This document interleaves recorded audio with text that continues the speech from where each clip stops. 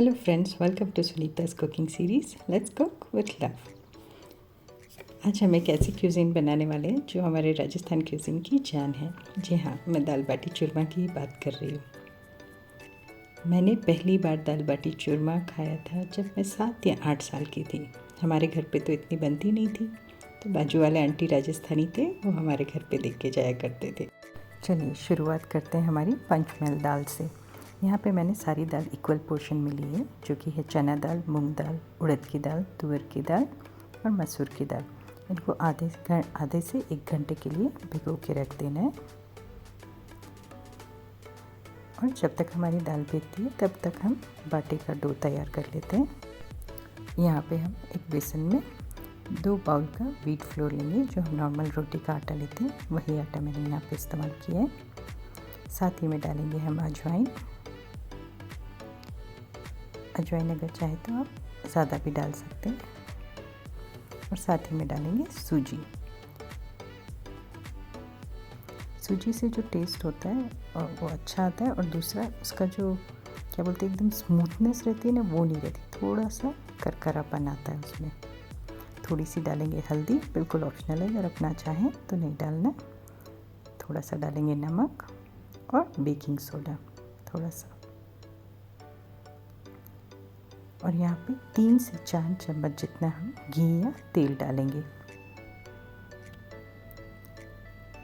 आप इसमें से कुछ भी इस्तेमाल कर सकते हैं, लेकिन इसमें मस्टर्ड ऑयल इस्तेमाल नहीं करना है सिर्फ। और इसे अच्छे से मिक्स कर लेना है इस तरीके से।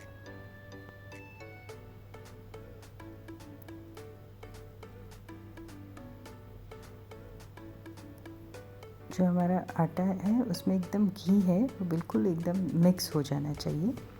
इस तरीके से हम लगाएंगे और एक मुट्ठी जैसा बन जाता है, तब तक इसे अच्छे से मिक्स कर लेना है। अगर आपको लगता है कि मुट्ठी नहीं बन रही है तो आप उसमें थोड़ा सा ज़्यादा घी या तेल, जो भी आप इस्तेमाल कर रहे हैं, डाल सकते हैं। अब इसका हम पानी डाल के एक अच्छा सा आटा तैयार कर लेंगे। आटा बिल्कुल ढीला भी नहीं बांधना है और बिल्कुल हार्ड भी नहीं बांधना है। आटे को अच्छे से हम गूंथ लेंगे और अच्छे से मसल के हम तैयार कर लेंगे। आटे जब हम मसलते हैं तो क्या होता है, इसमें और ज़्यादा लचीलापन आता है, और इसकी जो भी हम चीज़ बनाते हैं वो हमेशा अच्छी ही बनती है। तो अगर हम रोटी बनाएं, कुछ भी बनाएं, तो आटा अच्छे से हमेशा गूंथना बहुत ज़रूरी होता है। और इस तरीके से हम उसके बॉल्स बना लेंगे। उपसी, गिर गया था। ऐसे ही पूरा जितना हमारे मुट्ठी में आता है उस हिसाब से हम उसको डिवाइड करके अलग से रखते जाएंगे।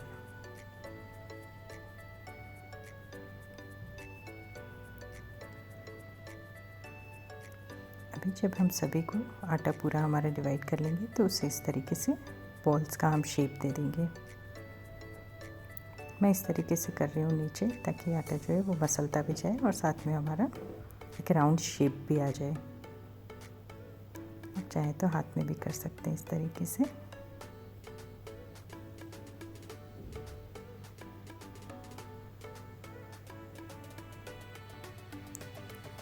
खाने में बहुत ही बढ़िया बनती है। अगर आप इसे चाहें तो मैं यहाँ पे आज ओवन में बेक करने वाली हूँ।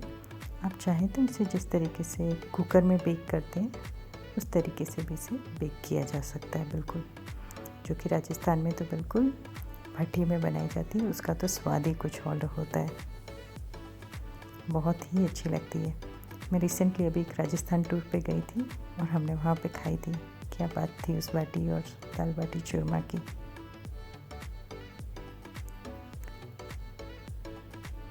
इस तरीके से मैंने ओवन की ट्रे ले ली। और यहाँ पे एक आपको टिप बताती हूँ। देखिए, मैंने इस तरीके से, जब भी कभी हम पार्चमेंट पेपर यूज़ करते हैं तो क्या होता है, वो ठीक से रहता नहीं है, तो इस तरीके से उसे एकदम फोल्ड कर ले तो वो एकदम से अच्छे से रहेगा। और हमारी जो बाटी है उसको हम इस तरीके से बीच में सभी में कट लगा लेंगे। अभी आप सोच रहे होंगे शायद ये कट हम डिज़ाइन के लिए लगा रहे हैं, बट एक्चुअली ये दिखने में तो अच्छा लगता ही है, but the main reason behind is कि वो अच्छे से अंदर से भी कुक अच्छे से होती है, इसीलिए हम इसे बीच में से कट लगाते हैं। सारी बाटी हम ऐसे ही तैयार कर लेंगे। आप मुझे कमेंट बॉक्स में ज़रूर बताइएगा कि आप कब दाल बाटी बनाने वाले हैं, या आपने कब पहली बार दाल बाटी खाई थी। अगर आप राजस्थान में हैं तो ओबियसली ये पॉसिबल है कि पॉसिबिलिटी कम होती है कि हम सभी दाल बाटी चूरमा हमेशा कभी खाया हो पहले। आजकल तो सभी जगह बहुत आसानी से मिल जाता है, जो कि रेस्टोरेंट्स वगैरह में भी कई जगहों पे मिलती है।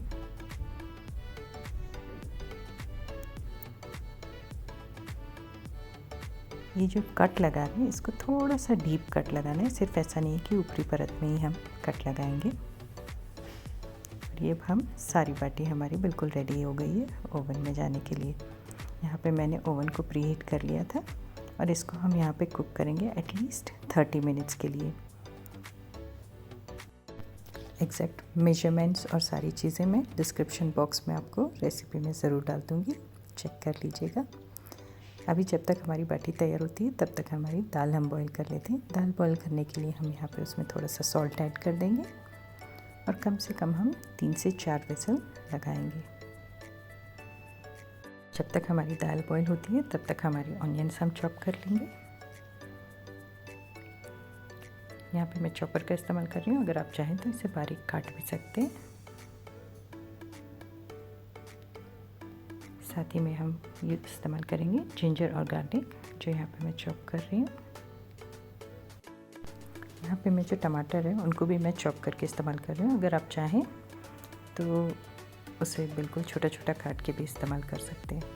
आजकल मशीन्स आ गए तो बहुत ही आसान होती है हर एक चीज़ें। दाल भी हमारी बॉईल हो गई है और यहाँ पे जो दाल है वो मैं बनाने वाली हूँ क्ले पॉट में। तो क्ले पॉट को हम गरम रखेंगे और उसमें डालेंगे तेल।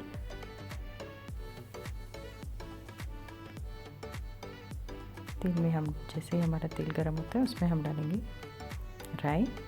जैसे ही हमारी राई चटक जाती है उसमें डालेंगे जीरा और डालेंगे थोड़ी सी हींग।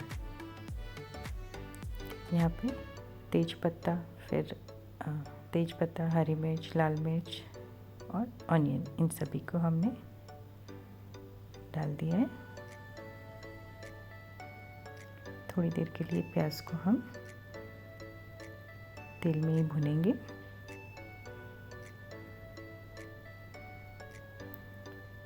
साथ ही में हमारा जिंजर गार्लिक का पेस्ट भी इसमें ऐड कर देंगे। थोड़ी देर के लिए उसे भी पकाएंगे ताकि उसका कच्चापन है वो बिल्कुल निकल जाए।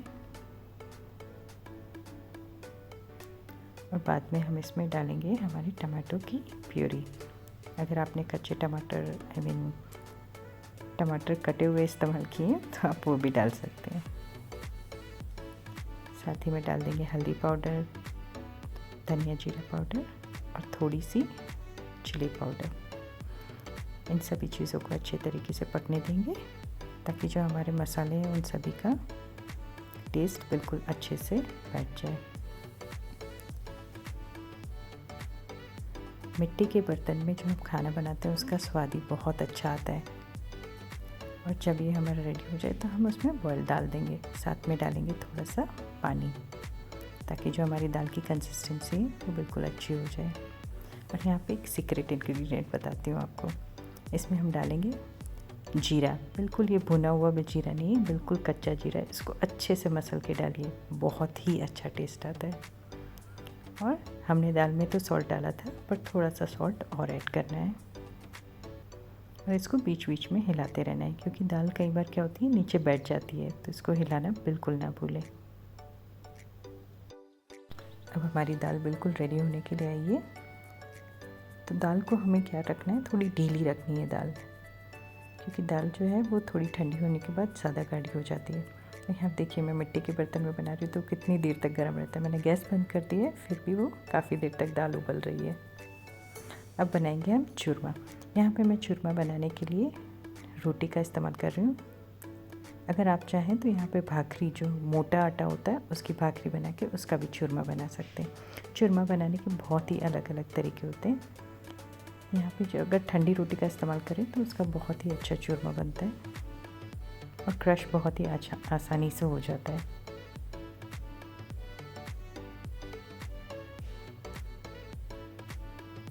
इसमें डालेंगे हम साथ में चीनी और इसे वापस अच्छे से दोनों को मिक्स करके क्रश कर लेंगे। यहाँ पे मैं चॉपर का इस्तेमाल कर सकती हूँ, आप हाथ से भी इसे कर सकते हैं, आसानी से हो जाता है एक्चुअली। देखिए बिल्कुल बारीक हो गया है। अब इसमें हम डालेंगे थोड़ा सा घी और इसे अच्छे से मिक्स कर लेंगे। एक्चुअली राजस्थान में तो जो हम बाटी बनाते हैं उसको भी कई बार उसका भी चूरमा बनाया जाता है, उसमें गुड़ या घी डाल के मिक्स किया जाता है। अब हमारी बाटी भी हम चेक कर लेते हैं। बाटी भी बिल्कुल हमारी रेडी हो गई है। देखिए उसका कलर जो बिल्कुल चेंज हो गया है, थोड़ी ब्राउनिश हो गई है और अच्छे तरीके से बिल्कुल पक गई है। अभी यहाँ पे जो हमने बाटी बनाई है और ऊपर जो हमने क्रॉस किया है उसमें हम घी अच्छे से डालेंगे तो घी वो बहुत ही अच्छे तरीके से एब्जॉर्ब कर लेती है। पहले तो घी में एकदम डुबो के दी जाती थी, आजकल हम इतना ज़्यादा घी नहीं खाते, इसीलिए ऊपर से इस तरीके से डाल सकते हैं। अब इसे सर्व करेंगे दाल के साथ। दाल को हम धनिया से गार्निश कर लेंगे और इसमें डालेंगे हम लहसुन वाली चटनी,